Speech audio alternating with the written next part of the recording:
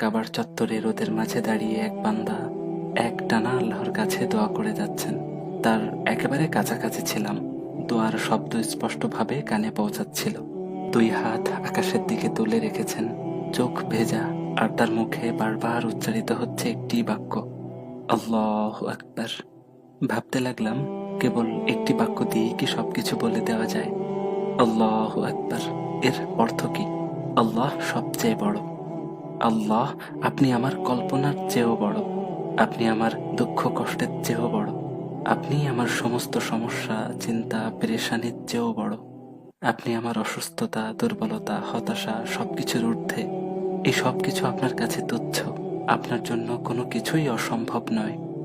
আপনার একটি গুণ বলাতেই খুলে যেতে পারে সব বন্ধ দরজা, বদলে যেতে পারে ভাগ্যের প্রতিটি হিসাব।